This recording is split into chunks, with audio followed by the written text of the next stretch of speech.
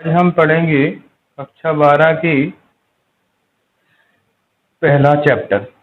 कक्षा 12 का पहला चैप्टर जिसका नाम है जीवों में जनन। जिसका नाम है जीवों में जनन। इसमें विभिन्न प्रकार की विधियों के बारे में पढ़ेंगे। मोड्स ऑफ रिप्रोडक्शन, जनन की प्रमुख विधियां। तो कितनी प्रकार की विधियां हैं? तो दो प्रकार की विधियां हैं। नंबर 1 अलैंगिक जनन और दूसरा है लैंगिक जनन। लैंगिक जनन किन जंतुओं में होता है? सबसे पहली बात वे जंतु जिनकी उत्पत्ति प्राचीन समय से हुई है या इनको हम प्रोकैरियोट्स कहते हैं। तो प्रोकैरियोटिक जीवों में अलैंगिक जनन की विधियां पाई जाती हैं, जैसे कि एनिलिड्स है, आपका पोरिफेरा व निडेरिया, ब्रायोजोआ इत्यादि, जिनमें अलैंगिक जनन की विधियां होती हैं। अलैंगिक जनन के विभिन्न प्रकार हैं, जैसे कि विखंडन, मुकुलन, बीजाणु जनन, पुनरुद्भवन। तो विखंडन की चर्चा करेंगे। सबसे पहले विखंडन क्या होता है? विखंडन को बोलते हैं फिजन, और विखंडन होता है 2 टाइप्स का। कौन कौन सा? एक तो होता है द्वि विखंडन, जिसको बोलते हैं वाइनरी फिजन,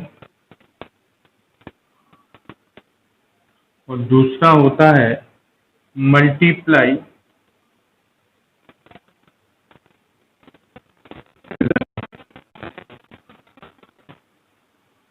तो बाइनरी फिजन में इसको बोलते हैं द्विखंडन, और मल्टीप्लाइकेशन ये है बहु विखंडन।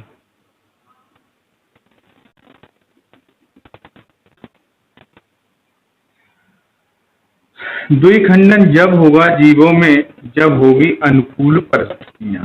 क्या होगी? अनुकूल परिस्थितियां। अनुकूल परिस्थिति में द्विखंडन होगा जीव में। और किसमें? इसका उदाहरण है बढ़िया अमीबा। अमीबा में अनुकूल परिस्थिति में क्या होगा? द्विखंडन होगा, और बहुविखंडन होगा विपरीत परिस्थितियों में। विपरीत परिस्थिति। विपरीत परिस्थिति क्या है? जैसे कि ताप ज्यादा बढ़ जाए, आवास की व्यवस्था ना हो, भोजन की व्यवस्था ना हो, तो उस समय जीव अपने जीवन के लिए, उत्तरजीविता बनाए रखने के लिए क्या काम करता है? विपरीत परिस्थितियों में बहुखंडन का सहारा लेता है। इसमें क्या काम होता है कि जीव अपने चारों तरफ एक सिस्ट वॉल बना लेता है। अनुकूल परिस्थितियां अमीबा में हो गया। विपरीत परिस्थितियों में सबसे पहले द्विखंडन की बात करेंगे अमीबा में। तो अमीबा क्या काम करता है? पिनोसाइटोसिस विधि द्वारा अपना आकार भोजन ग्रहण करता चला जाता है। और भोजन ग्रहण करते करते क्या काम हुआ? उसने क्या काम कर लिया? अपना आकार बढ़ा लिया। आकार बढ़ाने के बाद फिर उसमें एक खांच बढ़ती हुई चली जाती है। एक खांच यानी एक क्लीवेज बढ़ता हुआ चला जाता है, और इसी के दौरान एक क्लीवेज आपके पहले न्यूक्लियस को डिवाइड कर देगा।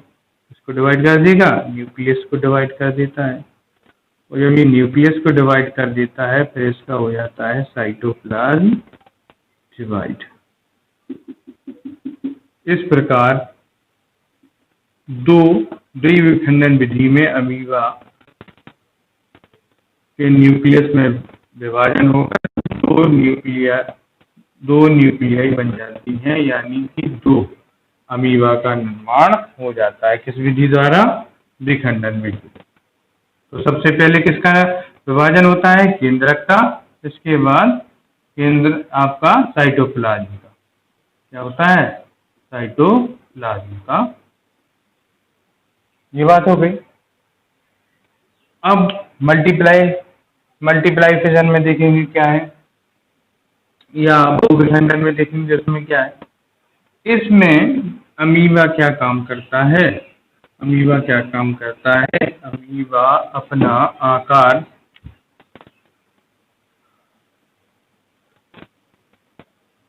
अमीबा अपने केंद्रक में कई प्रकार के डिवीजन करता है, कई प्रकार से डिवीजन करता है, कई प्रकार विभक्त हो जाता है। जब उसका न्यूक्लियस कई बार विभाजन हो जाता है तो ये न्यूक्लियस क्या काम करता है? ये न्यूक्लियस क्या काम करता है कि ये आराम से कई सेलों में डिवाइड हो जाता है, कई सेलों में डिवाइड हो जाता है, कई सेलों में डिवाइड हो जाता है। और इन सेल्स को ही बोलते हैं डॉटर न्यूक्लियाई। जब डॉटर न्यूक्लियाई बहुत ज़्यादा बन जाती हैं तो ये जो सिस्टर वॉल होती है, सिस्टर वॉल होती है, ये क्या करती है? ये ब्रेक हो जाती है, फट जाती है और यहाँ से क्या निकलने लगती है? ये आपकी डॉटर न्यूक्लियाई बाहर निकलने लगती है। और ये जितनी डॉटर न्यूक्लियाई होती हैं उतनी ही अमीबा की संतति का निर्माण हो जाता है। ठीक, ये होगी मल्टीप्लिकेशन या मल्टीपल फिजन की बात। तो आपका हो गया विखंडन कंप्लीट। इसके बाद हम बात करेंगे मुकुलन की, बडिंग की। बडिंग में क्या है? बडिंग में कलिका का निर्माण होगा और ये कलिका क्या काम करेगी? ये कलिका से ही नए जीव का निर्माण हो जाएगा। इस कलिका से ही नए जीव का निर्माण हो जाएगा। तो बडिंग में देखेंगे सबसे पहले बडिंग में क्या है?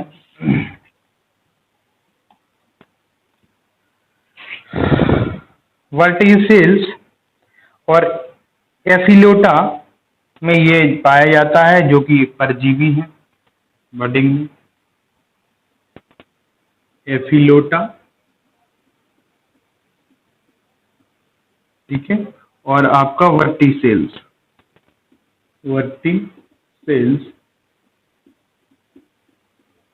वर्टिसेल्स में बडिंग होती है। यानी बडिंग में क्या होता है कि, और इसके बाद पोरीफेरेंस में भी ये होता है, पोरीफेरा में हम इसका बढ़िया उदाहरण देंगे साइकन के बारे में। तो बडिंग में क्या काम होता है कि मान लीजिए कि कोई एक जीव है, ये बना दिया हमने साइकन, ये साइकन बना दिया, यहीं से एक दूसरा, ये साइकन समुद्री जीव है जो कि आपको पाया जाता है, समुद्री जीव है। ये पोरीफेरस से चट्टानों से चिपका हुआ पाया जाता है। इसके शरीर में बहुत सारे छिद्र होते हैं, बहुत सारे छिद्र होते हैं इसके शरीर में। जब बहुत सारे छिद्र होते हैं तो क्या काम हुआ? इस छिद्रों के द्वारा ही वो अपना भोजन ग्रहण करता है। फिल्टर फीडिंग इसके अंदर पाई जाती है। अब क्या है कि यहीं पर ये अपनी एक बड या कलिका को निकालता है और ये बड आपस में इसकी जुड़ी रहती है। जब ये बड किसी कारणवश या दुर्घटनावश या स्वयं ये क्या काम करती है? पूर्ण परिपक्व होकर अलग हो जाती है। और जब ये अलग हो जाती है तो अलग हो जाने पर ही एक नए जीव का निर्माण या नए जीव का निर्माण हो जाता है। इसको ही बोलते हैं हम मुकुलन, बडिंग। सबसे बढ़िया उसका उदाहरण है हाइड्रा में।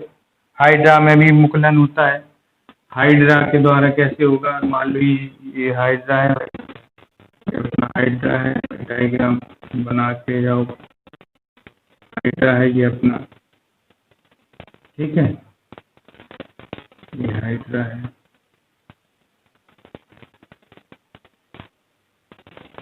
ये हाइड्रा है। तो हाइड्रा में क्या काम हुआ?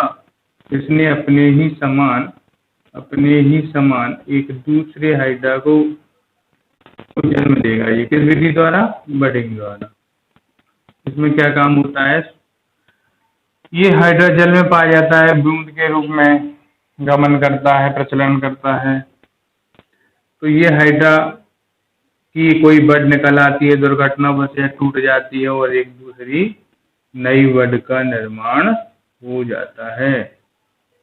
नई बड का निर्माण हो जाता है, ये टूट कर एक नया जीव का निर्माण कर लेता है। ठीक, तो हाइड्रा में, प्लेनेरिया में इस प्रकार का मुकुलन पाया जाता है। अगला है बीजाणुजनन, स्पोरोजेनेसिस। स्पोरोजेनेसिस की क्रिया में ये भी एक अलैंगिक जनन में है। तो स्पोरोजेनेसिस में दो प्रकार के स्पोर बनते हैं। एक तो बनते हैं जूस्पोर, जूस्पोर्स, और ये बनते हैं एप्लेनोस्पोर्स। जूस्पोर्स क्या काम करते हैं? इनको बोलते हैं चल बीजाणु, और इसको बोलते हैं अचल बीजाणु। तो इस प्रकार के इसको जो चल लें, जिनमें विंग्स होते हैं, और ये क्या काम करते हैं? चलकर अपने या फ्लैजिला द्वारा मूवमेंट द्वारा या सीलियरी मूवमेंट द्वारा एक जगह से दूसरी जगह चले जाते हैं और अपने समान कई प्रकार की, अपने ही समान कई संततियों को जन्म देते हैं। तो ये कहलाते हैं चल बीजाणु। और अचल बीजाणु में क्या होता है? जो एक ही जगह रहकर के बहुत ज़्यादा केंद्रीय विभाजन करके, जैसा कि इसमें बताया गया था आपको मल्टीप्लाइजेशन में, विखंडन में या मल्टीपल फिजन में, तो कई प्रकार ये केंद्रकों को विभाजन करके कई डॉटर न्यूक्लियाई को जन्म देते हैं। और ये डॉटर न्यूक्लियाई क्या काम करती हैं? डॉटर न्यूक्लियाई हैप्लेनोस्पोर्स, हैप्लेनोस्पोर जब डॉटर न्यूक्लियाई बन जाती हैं तो क्या काम होता है कि बहुत सारे जीवों को जन्म ये देती। इसके बाद देखेंगे, अगली है पुनरुद्भवन, रीजनरेशन। रीजनरेशन ये सबसे बढ़िया उदाहरण इसका प्लेनेरिया का। रीजनरेशन में क्या होता है कि जीव का कोई भी भाग कट जाने पर वो उस भाग को पुनः बना लेता है, या क्या काम कर लेता है? जीव जंतु की वह क्षमता जिसके कारण उसके अंगों की वृद्धि द्वारा अथवा काय कोशिकाओं का पुनर्निर्माण हो जाता है, उसकी यह क्षमता पुनरुद्भवन कहलाती है। सबसे बढ़िया उदाहरण इसका आपने प्लेनेरिया में, किसमें है? प्लेनेरिया। तो प्लेनेरिया में क्या है? ये प्लेनेरिया है, इसको रीजनरेशन में देखेंगे।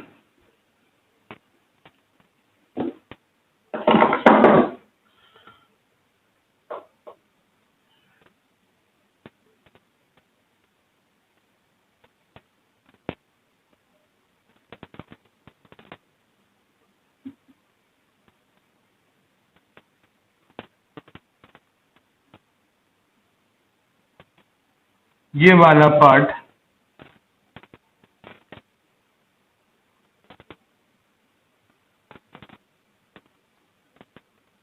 ये वाला ए, बी और सी, इस प्लेनेरिया को हमने 3 भागों में डिवाइड कर दिया। अब इसकी रीजनरेशन क्षमता इतनी ज़्यादा है कि अगर इसको किसी भी 3 पार्टों में डिवाइड कर दिया जाए तो इसका जो ए वाला पार्ट है वो अपना B part and C part दोनों बना लेगा, जबकि जब बी पार्ट को अलग कर दिया जाए तो बी अपना ए वाला पार्ट बना लेगा, और जब सी पार्ट को अलग कर दिया जाए तो बी और ए वाला पार्ट स्वयं ही वो बना लेगा। यानी खोए हुए अंगों को पुनः उत्पन्न कर लेगा, पुनः उनका निर्माण कर लेगा। तो सी वाला पार्ट किस किस को बना लेगा? आपका ए को एंड बी को, जबकि बी वाला पार्ट किसको बना लेगा? ए को एंड सी को, और ए वाला पार्ट बना लेगा आपका बी को और सी को। तो इस जीव को कहीं से भी काट दिया जाए तो ये जीव अपनी रीजनरेशन क्षमता के कारण पुनः क्या काम कर लेगा? पुनः नया जीव बना लेगा। यानी सी वाला, जो सी वाला पार्ट होगा वो अपना नया जीव बना लेगा, बी वाला अपना नया जीव बना लेगा, ए वाला अपना नया जीव बना लेगा। इस प्रकार से ये जनन होता है इसमें। इसके बाद इसकी कुछ पौधों में जनन की बात आई है, तो अभी हम इसको इतना ही रखते हैं।